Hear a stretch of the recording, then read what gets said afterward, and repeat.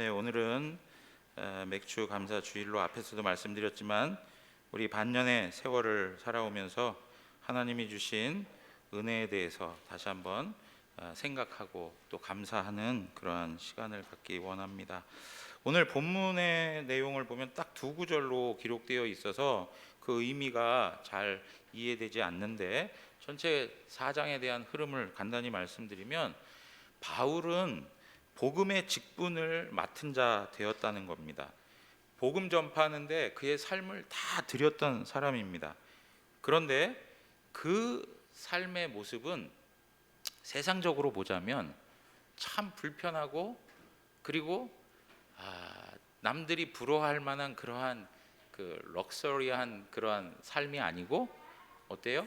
고난이고 연단의 연속이었습니다.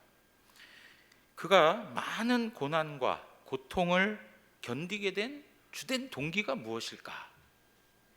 그의 험난한 인생 과정이 있음에도 불구하고 그것을 견뎌내게 된 그 동기는 무엇일까라고 하면, 그 성경 본문에서 계속 강조되는 게 뭐냐면 그리스도의 빛을 비추는데 자신의 인생의 목적이 있기 때문이라는 거예요. 그리스도의 빛을 비추기 위해서 고난도 감내하겠다는 거예요. 여러분, 바울 인생의 목적은 예수 그리스도를 증거하는 것이었습니다. 그것이 자신이 경험하는 많은 어려움들을 극복하고 이겨낼 수 있는 가장 큰 힘이요, 그리고 삶의 가치였다는 것을 말해주고 있습니다. 그런데 우리가 이런 이야기를 들으면서 한 가지 질문을 가질 수 있어요. 아니, 복음을 위해서 헌신하는 사람이라면 하나님께서 고난을 주실 일이 아니라 오히려 고난이 막 몰려오면 그걸 막아주시고, 그리고 그 고난에서도 빨리 벗어나게 해주시고, 아니면 고난을 완전히 차단해가지고 고난이라는 걸 전혀 모르게, 그래서 복음 전파에만 열심을 낼 수 있도록 해주셔야 될 거 아닌가? 먹고 사는데 힘들고, 그리고 또 뭘 어디서 자야 되는 것도 근심하게 되고 염려하게 되고 막 이런 일들로 막 복잡하게 되게 되면 복음 증거하는데 어떻게 할 수 있을까? 오히려 그냥 모든 것들은 다 해결돼 가지고 복음만 전할 수 있도록 해줘야 될 거 아닌가, 이렇게 생각을 할 수 있지 않습니까? 그런데 하나님께서 바울의 인생을 다루신 걸 보면 그렇게 하질 않으셨다는 거죠. 하나님은 그의 종들을 그냥 무조건 감싸고 아끼는 데 두지 아니하시고 고난 가운데 두셨다는 거예요. 그리고 그 고난을 통해서 그들을 준비시키시고 연단시키시고 훈련시켜 하나님의 영광스러운 일을 감당할 수 있도록 하고요, 그 자신도 영광스럽게 하나님이 만드시더라는 거죠. 사도 바울이 고린도 사람들을 위해서 봉사를 하고 있는데 그 봉사가 정말 가치 있다라고 생각하는 것은 그 자신이 헌신하면 헌신할수록 많은 사람들이 하나님의 은혜를 누리게 되더라는 거죠.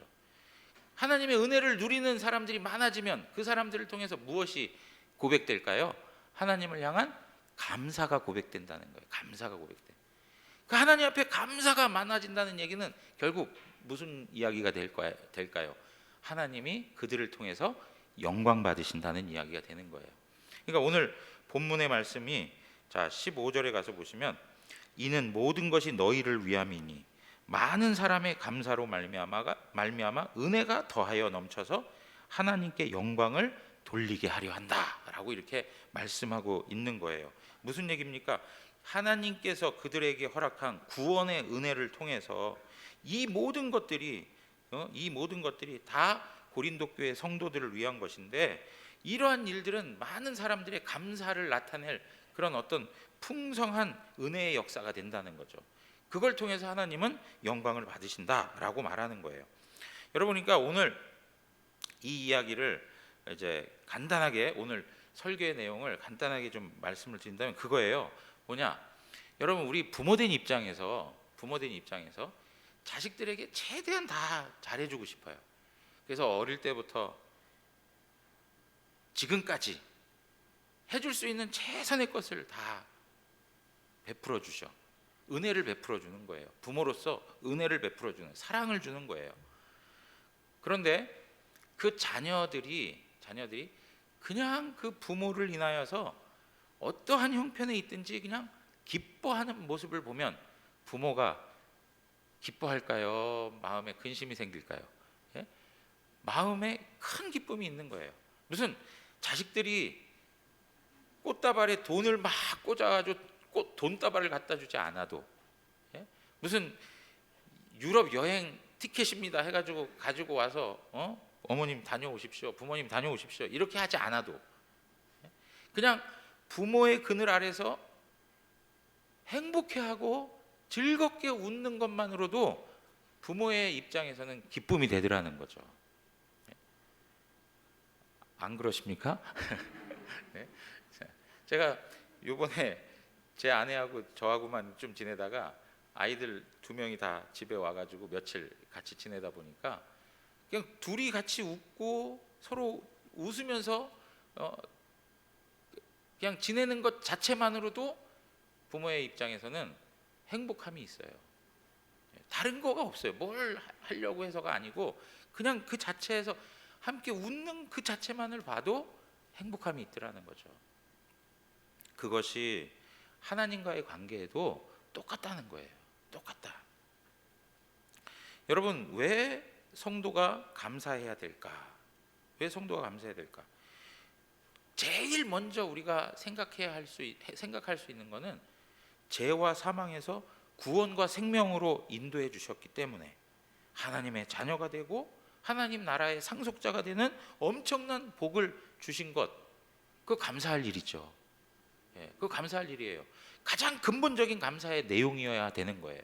다른 삶의 조건이 하나도 없어도 그것만으로도 감사할 수 있는 거예요. 예?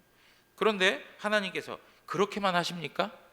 그렇지 않아요. 이 땅을 살아가면서 필요한 것들을 다 또 채워주세요. 하나님이 우리에게 주시는 소유의 것들로 인해서 우리는 하나님 앞에 감사한 것들이 많아요. 그런데 이러한 그 감사의 내용에 있어서 우리가 조금 그 생각을 달리해야 될 게 무엇이냐면, 여러분, 우리가 가지고 있는 것으로 감사해야 할 것이 아니고 우리가 그 하나님께서 우리를 향하여 베풀어 놓으신 그 소유가 작던 간에 크든 간에, 아니면 그것이 행복이건 아니면 불행이건 간에 그 모든 것이 우리를 위한 일이라는 것으로 인해서 감사할 줄 알아야 돼요. 예? 하나님이 행하시는 그 모든 일들이 누구를 위한 거라고요? 우리를 위한 일이라는 거예요. 사도 바울이라고 하는 한 인생을 통해서 변화받게 하시고 그 인생을 고난의 처지에 집어넣어 가시면서라도 그로 하여금 복음 사역을 감당하게 하신 것은 바로 고린도 교회 성도들을 위해서 하나님이 행하시는 일들인 거예요. 하나하나가 다 그 백성들을 위한 하나님의 역사라고 하는 것을 우리는 잊지 아니해야 하는 거죠. 여러분, 하나님께서는 이런 일들을 왜 하십니까? 결국은 하나님 자신이 영광을 받으시기 위해서 그런 거예요. 우리를 위해서 행하시는 일들이라고는 하지만 결과적으로는 우리를 위하여 어떻게 해요? 하나님 자신이 영광을 받기 원하시는 거예요. 오늘 15절에서 말씀하시는 말씀이 똑같은 말이에요. 많은 사람의 감사로 말미암아 은혜가 더하여 넘쳐서 하나님께 영광이 되게 하기 위함이라는 거죠.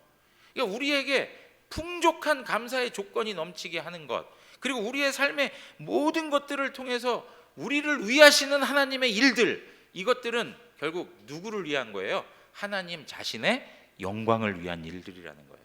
하나님 자신의 영광을 위한 일들이라는 거예요. 여러분, 우리가 살면서요, 좋은 일들만 있으면 얼마나 좋겠어요. 그죠? 오늘 성경에서 말하는 것처럼 모든 것이라고 이렇게 표현하고 있는데, 이 모든 것의 범위가 좋은 것들만으로 제한이 된다면 얼마나 좋겠냔 말이에요. 예를 들어서요, 우리가 부유하다면,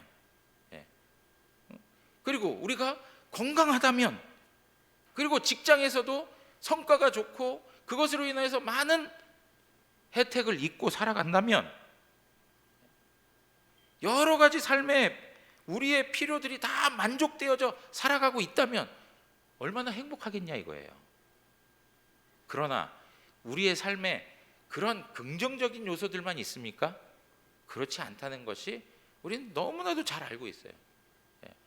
우리가 원하지만 좋은 일들만 우리의 삶에 다가오는 것이 아니에요. 내가 원하지 않아요, 절대 나에게 오지 마 하고 막아선들 불행이라는 일들이, 고난이라는 것들이 우리의 삶에 다가올 때가 많아요. 여러분, 이러한 내용에 있어서 사실은 여기 모든 것들이라고 하는 것은 부정적인 모습까지 다 포함하고 있는 일들인 거예요. 아니 목사님, 부정적인 것들이 뭐가 그렇게 좋은 거라고, 우리의 삶을 뭐 그렇게 윤택하게 해준다고, 우리를 뭐 그렇게 유익되게 해준다고 그것이 우리를 위한 거라고 생각할 수 있을까요? 여러분, 너무나도 사도 바울의 인생 가운데에는 지금 말씀드린 것처럼 좋은 일들보다는 정말 어려웠던 일들이 많이 있다는 것을 성경이 우리에게 보여주고 있어요. 고린도후서 4장 8절에서 11절, 우리가 읽었던 그 말씀 바로 전에 나오는 이야기들이에요. 자, 8절, 9절 두 구절만 우리가 함께 읽도록 하겠습니다. 우리가 사방으로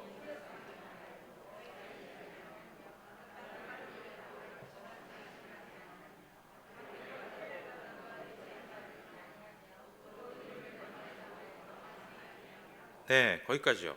여러분 보십시오.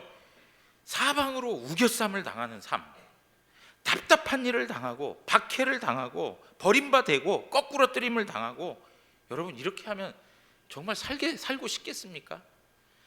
요동치는 삶이에요. 넘어졌다 일어섰다, 넘어졌다 일어, 하늘로 올라갔다 떨어졌다, 업앤다운 하면서 끊임없이 우리를 정신 못 차리게 하는 그런 삶의 내용들이 기록되어져 있어요. 이게 누가 경험한 삶의 모습들일까요? 사도 바울과 더불어서 그 당시에 살았던 성도들이 살아갔던 삶의 내용들이었어요. 여러분, 고린도 후서 11장으로 와서는 사도 바울이 자신의 삶에 대해서 더 분명하게 이야기를 하고 있습니다. 23절입니다. 그들이 그리스도의 일꾼이냐 정신없는 말을 하거니와 나는 더욱 그러하도다.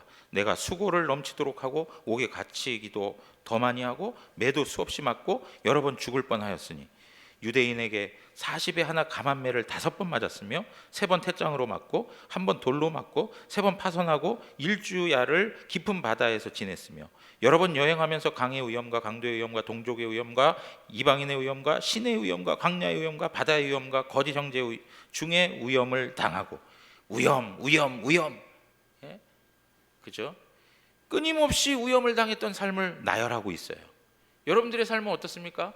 사도 바울이 말하고 있는 이 위험스러운 삶을 경험하고 살아가십니까? 외줄타기의 인생을 경험하면서 정말 아찔아찔한 순간을 맞이하고 살아가고 있습니까? 사도 바울이 그런 삶을 살았던 사람인 거예요. 27절, 또 수고하며 애쓰고 여러 번 자지 못하고 줄이며 목마르고 여러 번 굶고 춥고 헐벗었다. 여러분, 이러한 삶이 사도 바울에게 있었다는 것, 우리가 이러한 삶의 모습보다 더 큰 고난이 있을까 싶을 정도예요. 우리에게 더 큰 고난이 있을까? 정말 죽을 지경이라고 하는 삶의 현실이 사도 바울의 삶에 있었어요. 그럼에도 불구하고 사도 바울은 고린도후서 4장 15절에서 모든 것에 대해서 하나님 앞에 감사하고 은혜가 넘친다라고 이야기해요. 모든 것에 대해서. 정말로 어려운 삶의 형편들, 좋은 것만이 아니에요. 불편해요, 짜증나요, 화가 나요, 억울해요, 답답해요, 절망스러워서 죽겠어요. 그러한 삶의 형편들까지라도 누가 허락해 주신 것이라고요? 하나님이 주신 것이라, 이렇게 생각하는 거예요. 하나님이 주신 것이다. 여러분, 이러한 모습들을 보면서 사도 바울이 이것도 우리를 위한 거다라고 말할 수 있는 이유가 뭘까요? 그것은 로마서 8장 28절에 있는 그러한 하나님을 알고 있기 때문이에요. 자, 우리가 알거니와 하나님을 사랑하는 자 곧 그의 뜻대로 부르심을 입은 자들에게는 모든 것이 합력하여 선을 이루느니라. 예. 여러분, 이 땅의 모든 것들을 통해서 하나님께서는 우리의 구원을 이루어 가시는 분이세요. 예. 우리의 가난, 우리의 고난, 우리의 병듦, 우리의 아찔한 순간, 이러한 현실들을 통해서 하나님께서는 우리의 구원을 이루어 가시는 하나님이신 거예요. 그래서 결과적으로는 어떻게 해요? 선의 경지에 우리를 끌고 가시겠다는 거예요. 그런데 하나님이 행하시는 이러한 방식은 이 땅에 국한된 것만이 아니라는 거예요. 하나님께서는 이 땅의 것으로 우리를 채우시는 것이라기보다는 영원한 것으로 하나님의 나라의 영광으로 우리를 채워가시기를 원하시는 거예요. 그래서요, 여러분 고린도후서 4장으로 가서 보시면 그 이후에 나오는 말씀이에요. 14, 15절 우리가 읽었는데 그 16절로 가서 보세요. 16절에 가서 보시면 그러므로 우리가 낙심하지 아니하노니 우리의 겉사람은 낡아지나 우리의 속사람은 날로 새로워지는도다. 예. 여러분, 우리는 겉사람은 계속 낡아지기 마련이에요. 고난이라는 걸 통해서, 병듦이라는 걸 통해서, 우리의 삶의 여러 가지 요소와 조건과 환경을 통해서 우리는 점점 늙어져 가고 낡아져 가고 헐벗어 가고, 예? 정말 그렇게 되지 않았으면 좋겠어요 하는 방식으로 우리의 삶의 처지는 그렇게 되어져 가요. 그러나 이러한 과정을 통해서 무엇이 우리 가운데 새롭게 일어나고 있습니까? 우리의 속사람은 새로워지고 있는 거예요. 우리의 속사람은 새로워지는 거예요. 그래서 17절에 이렇게 얘기합니다. 우리가 잠시 받는 환난에 경한 것이 지극히 크고 영원한 영광에 중한 것을 우리에게 이루게 함이니.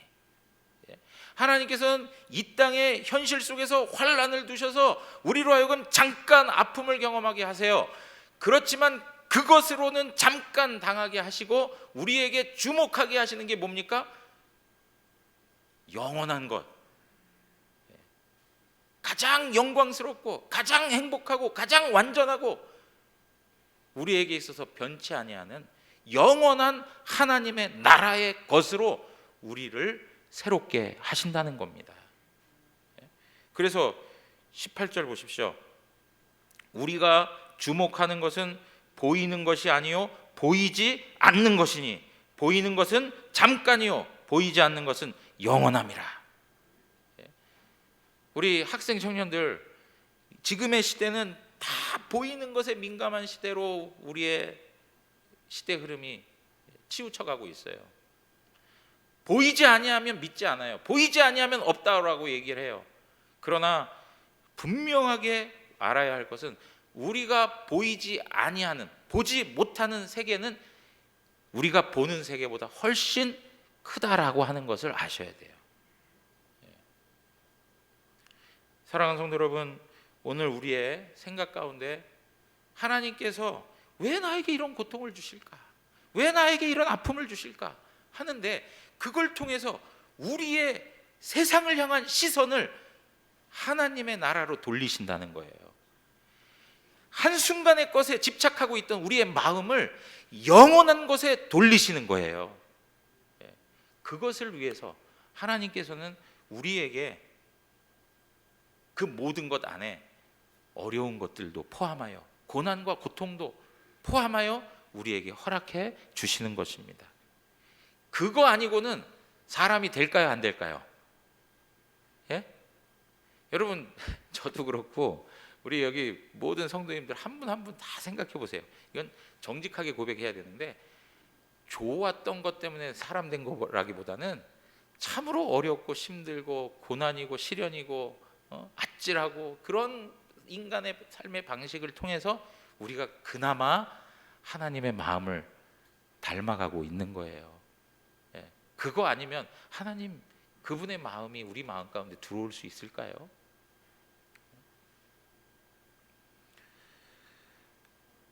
사랑하는 성도 여러분, 그러므로 우리 안에 있는 불편하고 불행한 일들, 이러한 것들을 하나님의 선하신 뜻과 하나님의 관점으로 바라보는 은혜가 있기를 원합니다.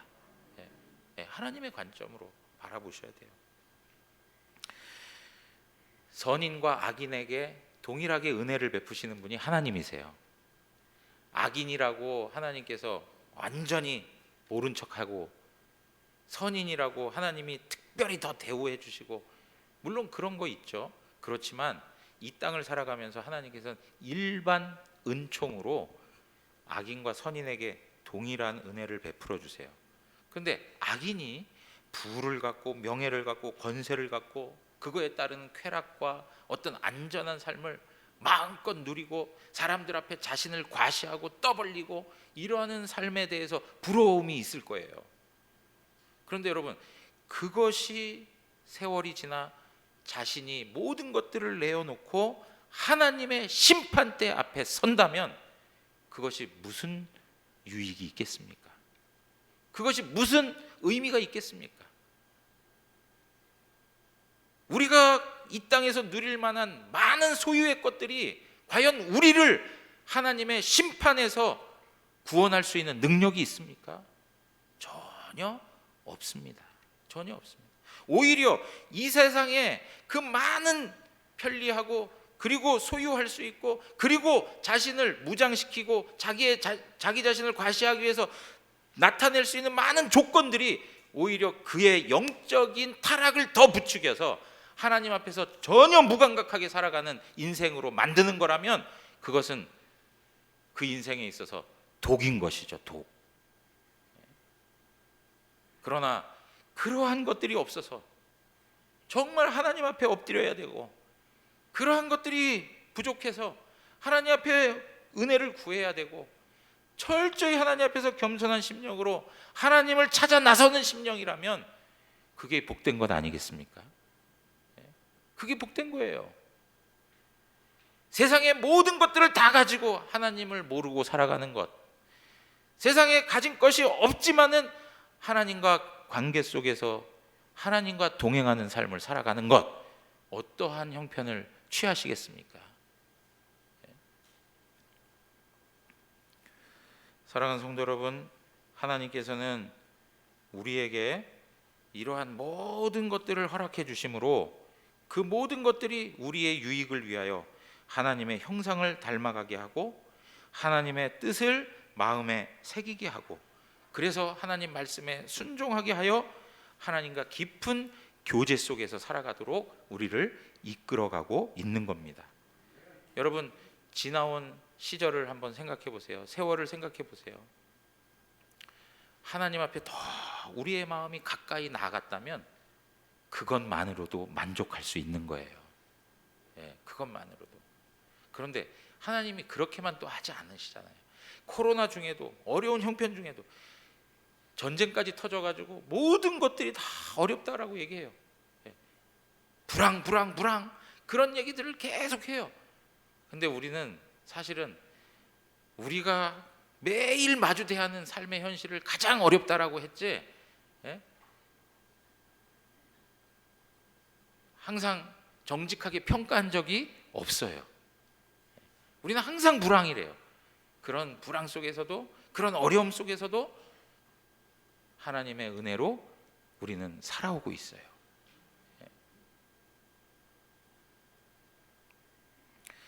뭐 코로나19 하면서 일상으로의 회복 간절히 기도하고 있어요. 근데 코로나 좀 풀리고 나서 일상의 삶의 부분들이 회복되고 나니까 또 어때요? 우리의 마음이 그새 일상으로 가서 뭐든지 다 할 것 같았어요.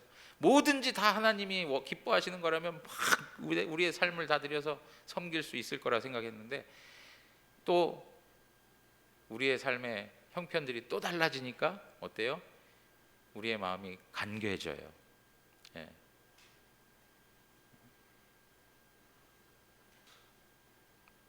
사랑하는 성도 여러분, 하나님께서는 우리에게 과분한 은총을 허락해 주고 있습니다. 예, 그것을 늘 깨닫고 살아가야만 합니다. 그 조유나 양 가족이 다 그렇게 안타까운 일들을 경험했습니다. 인간적으로 생각하면 참 어렵고 힘들어서 정말 헤어나올 길 없어서 그런 극단적인 일들을 행했구나라고 하는 생각을 해볼 수 있지만, 참 안타까운 것이 그가 진정으로 주님을 알았다면, 그가 진정으로 참된 신앙을 가지고 있는 사람이었다면, 제가 지금 말씀드리는 겁니다. 그냥 모양만 교인 그런 게 아니고 참된 신앙을 가지고 있었다면 과연 그러한 선택을 했을까? 그런 끔찍한 선택을 할 수 있었을까요? 세 사람의 목숨이 그 빚을 진 1억 5천만 원 그 가치보다도 못한 것입니까? 너무나도 안타까운 거예요. 여러분, 우리가 하나님을 알고 하나님의 자녀로 살아간다는 것이 주는 당당함과 부유함이 무엇인지를 아셔야 돼요. 우리 학생 청년들도 생각하셔야 돼요. 내가 하나님을 알고 살아간다는 것이 이게 힘이구나라는 것을 아셔야 돼요. 그분이 나와 함께 하시고 내 인생을 붙들고 계시고, 내가 어떠한 절망과 좌절과 정말 낙심할 수밖에 없는 상황임에도 불구하고 하나님이 나를 붙들고 있으므로 나는 소망 중에 살아갈 수 있다라는 삶의 고백을 가지고 있다는 것은 아무나 흉내낼 수 있는 게 아니라는 말이에요. 은혜를 아는 자들만이 할 수 있는 거예요. 은혜를 아는 자들. 여러분, 예전에 보면 저부터도 그래요. 많은 이렇게 분들을 보면서 사업이 한순간에 망해가지고 진짜 나앉게 된 분들이 교인 중에 있었어요. 그래가지고 처음부터 할 게 없어서 고물 줍는 것부터 시작해가지고 다시 재기하는 분들도 있었어요. 정말 나앉게 돼가지고 판자촌에 들어가가지고 텐트만 치고 거기서 생활하신 분들도 있고, 그분들을 신방하면서 같이 위로하고 했던 경험들이 있어요. 그런데 그 순간에도 그분들이 뭘 고백하는지 아세요? 하나님의 은혜를 감사하고 하나님의 은혜로 다시 일어설 것을 소망하더라는 거죠. 사랑하는 성도 여러분, 정말 주님을 알고 산다는 것은 우리에게 있어서 너무나도 큰 복인 겁니다. 정말 큰 복이에요. 자, 이렇게 복을 가지고 살아가는 성도들이 하나님 앞에 해야 될 일이 뭘까요? 감사해야 되는 거예요. 오늘 성경 말씀이 그러죠. 많은 사람의 감사로 말미암아 은혜가 더하여 넘쳐서, 이렇게 얘기합니다. 많은 사람의 감사로 말미암아 라고 얘기해요. 여러분, 하나님께서는 그 백성들에게 모든 것을 허락하여 원하시는 바가 뭐냐? 그들을 통해서 감사가 회복되기를 원하시는 거예요. 여러분, 하나님 앞에 감사할 수 있는 게 어떤 것일까요? 하나님 앞에 감사한다는 게 무엇일까요? 그것은 내 삶의 모든 것들이 누구로부터 왔다는 거예요? 하나님께로부터 왔다는 것을 인정하는 거예요. 인정하는 거예요. 내 삶의 작은 것까지, 내 삶의 어떠한 형편에 있는 것이 다 사람마다 다를지라도 그 모든 것이 하나님에 의해서 주어졌다는 걸, 그걸 인정할 수 있어야 돼요. 그리고 이러한 감사의 고백은 기도할 때만 하는 게 아니에요. 예배할 때만 하는 게 아니에요. 내가 어떠한 자리에 있든지 어떠한 시간에 있든지 하나님 앞에서 마음에서 그 중심에서 하나님 앞에 감사할 수 있는 거예요. 여러분, 우리의 감사라고 하는 것에 있어서 제일 중요한 게 뭐냐? 입술로만 표현해서는 안 되는 거예요. 하나님 앞에 찬송을 하고 감사를 하는 데 있어서 말로만 해서는 아니 되는 거예요. 중요한 거는 감사는 마음에서 시작돼야 된다는 거죠. 마음에서 시작돼야 돼요.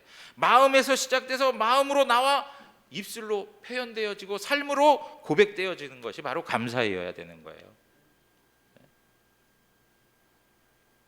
여러분, 이스라엘 백성들의 문제가 무엇이었습니까? 왜 하나님께서 이스라엘 백성들을 책망하셨습니까? 그 백성들은 마음이 없었기 때문에 그래요. 찬송도 했습니다. 제사를 드리는 형식적인 태도들을 다 취했습니다. 입술로는 나를 공경하되 마음으로는 내게서 멀도다라고 말씀하신 거예요. 마음이 없어요. 마음이. 여러분, 오늘 이 예배 가운데 다 앉아서 하나님 앞에 예배하지 않으세요? 이 한 시간 똑같이 하나님 앞에 예배하는데 하나님이 이 예배를 그냥 덩어리째로 받으실까요? 각 사람의 마음 가운데 어떠한 마음의 동기와 자세와 뜻하심이 있는가를 하나님이 보시겠죠. 여러분들이 마음 중심을 다해서 하나님 앞에 찬양을 올려드리고 마음 중심을 다해서 하나님을 예배한다면 하나님 그것만큼 기뻐하실 게 어디 있겠습니까? 여러분, 하나님은 여러분들의 마음을 받기 원하시는 거예요. 마음을 받기 원하세요. 다른 것이 아니에요. 그런데 우리의 마음에 무엇이 가득해요? 불평과 불만, 짜증과 분노, 탐욕, 게으름과 무관심. 그래서 하나님이 우리에게 주신 은혜들도 깨닫지 못하고 막 살아가는 거예요. 사랑하는 성도 여러분, 우리의 마음에 그 모든 것들을 다 없애버리고 감사로 채워가기를 원합니다. 감사로. 여러분, 근데 감사를 하는데 어떻게 감사하느냐? 많은 사람의 감사로 하래요. 많은 사람의 감사. 개인의 감사로 끝나지 않아요. 많은 사람과 함께 더불어서 감사하라는 거예요.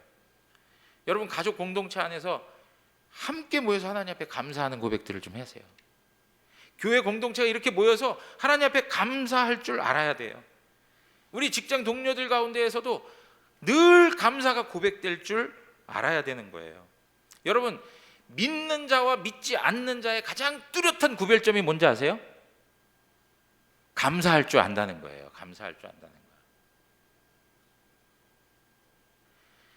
믿음이 없이는 하나님을 기쁘시게 할 수 없어요. 믿음이 없이는 하나님을 섬길 수가 없어요. 믿음이 없이는 감사할 수가 없어요. 여러분, 믿음이 없는데 예배할 수 있습니까? 이 예배 행위 자체가 하나님께 감사하는 거고 하나님 기쁘시게 하는 거예요. 하나님 영화롭게 하는 거예요. 그런데 믿음이 없는데 하나님을 영화롭게 할 수 있습니까? 예배할 수 있습니까? 예배할 수 없습니다. 예배할 수 없어요. 그래서 믿는 자와 믿지 않는 자의 가장 뚜렷한 구별점은 감사할 수 있느냐라고 하는 거예요. 우리 대구 영화교회 모든 성도님들은 그냥 감사를 마음속에서부터 고백하여 입에 달고 살았으면 좋겠어요. 예? 입에 달고 그냥 감사합니다. 문맥에 맞지 않아도 해. 예? 문맥에 맞지 않아도 좋아요. 그냥 감사합니다. 감사합니다.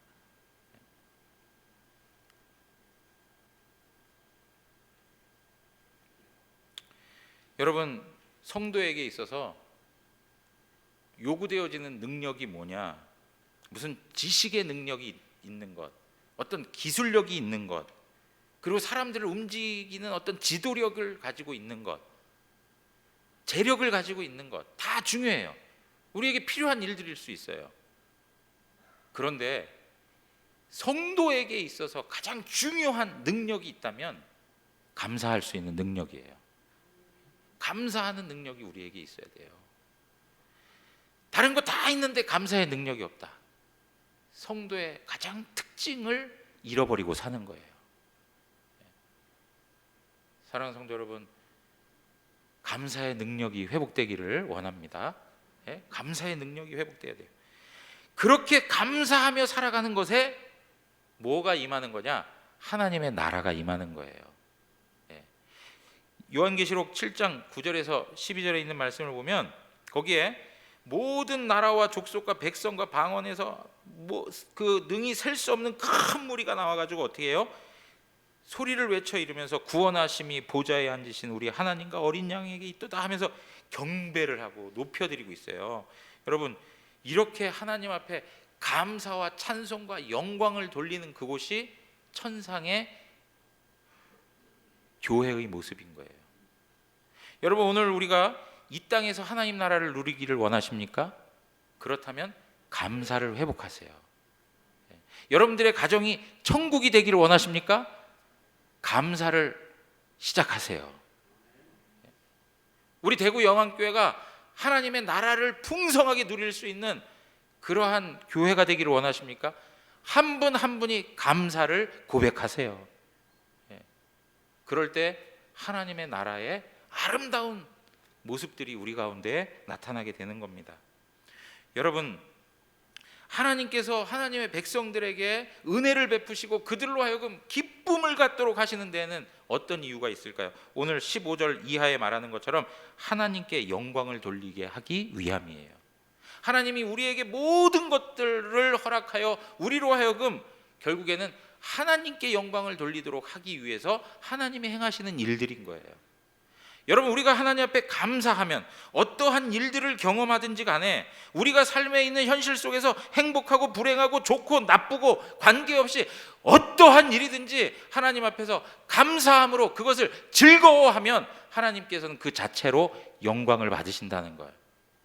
그래서 계속 말씀을 드리는 거지만 우리의 인생의 제일 되는 목적은 하나님을 영화롭게 하고 그분을 즐거워하는 것인데, 그분을 즐거워한다는 것은 뭐냐? 하나님이 우리에게 베풀어 놓으신 모든 삶의 조건을 믿음으로 받아들이고 그것을 감사함으로 받아들인다는 거예요. 그럴 때에 하나님께서는 영광을 받으신다는 거예요. 사랑하는 성도 여러분, 하나님이 우리에게 좋은 시간을 주셨을 때, 하나님이 우리에게 행복의 시간을 주셨을 때 하나님 앞에 감사하기를 원합니다. 하나님께서 우리에게 힘든 시간을 주시고 고난의 시간을 주시고 우리로 하여금 참으로 비참하고 고통스러운 시간을 주셨을 때에도 하나님 앞에 감사하기를 원합니다. 그리고 합력하여 선을 이루시는 하나님을 바라보십시오. 그럴 때 우리 하나님께서 우리를 14절에 있는 말씀, 오늘 14절 말씀 다시 한번 다 같이 함께 읽도록 하겠습니다. 주 예수를 다시 살리시니가 예수와 함께 우리도 다시 살리사 너희와 함께 그 앞에 서게 하실 줄을 아노라. 아멘.